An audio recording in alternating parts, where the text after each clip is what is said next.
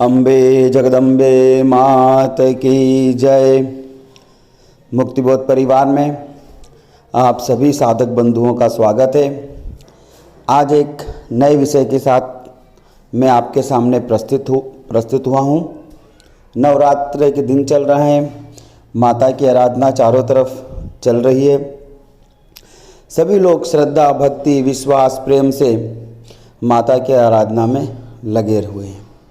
9 दिन की बड़ी कठिन साधना सभी श्रद्धालु भक्त, माताएं, बहनें, घर के परिवार के सदस्य नाना प्रकार से करते हैं।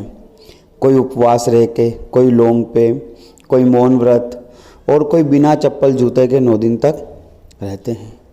जिसकी जैसी श्रद्धा वैसा वह संकल्प लेता है। वर्तमान समय में 2 प्रश्न मेरे सामने आए जो मुझे लगा कि आप लोगों के साथ भी शेयर करना चाहिए या उसकी जानकारी जनमानस को देना चाहिए। प्रायः सभी लोग तो नहीं, प्रायः कुछ लोग क्या करते हैं कि 9 दिन के उपवास रखते हैं, पर नवमी में जब पूजन करते हैं, नवमी का जब वे पूजन करते हैं, माता जी का विसर्जन करते हैं और कन्या पूजन करके वे व्रत का पारणा कर लेते हैं, व्रत खोल लेते हैं, उनकी साधना पूरी हो जाती है। तो यहाँ पे कुछ लोग गलती क्या करते हैं कि नवमी के दिन कभी भी हमें व्रत का पारणा नहीं करना चाहिए। नवमी तिथि के अंदर हवन, पूजन, पाठ, कन्या पूजन होना चाहिए, विसर्जन भी होना चाहिए। 10वीं को भी हो तो चल सकता है, पर नवमी के दिन हम प्रायः जो विद्वान ब्राह्मण के द्वारा पूजन विसर्जन होता है वह करना चाहिए।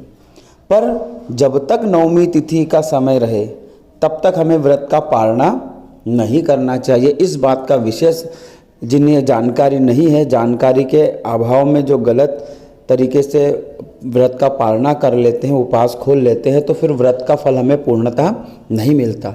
इसलिए इस बात को विशेष रूप से ध्यान रखें कि जब तक नवमी तिथि है तब तक हमें पारणा नहीं करना है, व्रत नहीं खोलना है, उपवास नहीं तोड़ना है। नवमी तिथि पूर्ण हो जाए, 10वीं तिथि के दिन, 10वीं तिथि में हमें व्रत का पारणा करना चाहिए। इस बात का आप विशेष ध्यान रखें कि नवमी तिथि पूर्ण हो जाए, भले हमने नवमी तिथि में हवन कर दिया हो, पर हमें व्रत कब खोलना है? जब 10वीं तिथि हो।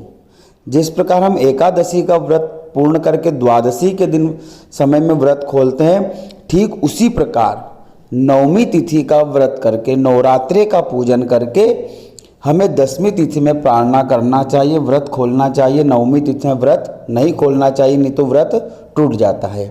दूसरी बात, यह प्रश्न आया कि क्या पंचक में हम माता जी का विसर्जन कर सकते हैं?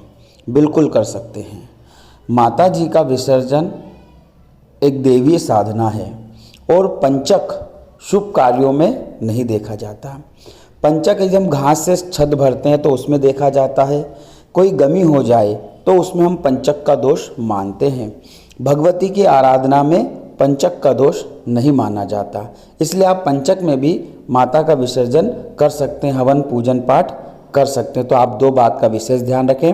पंचक से माता जी के विसर्जन का कोई लेना देना नहीं है।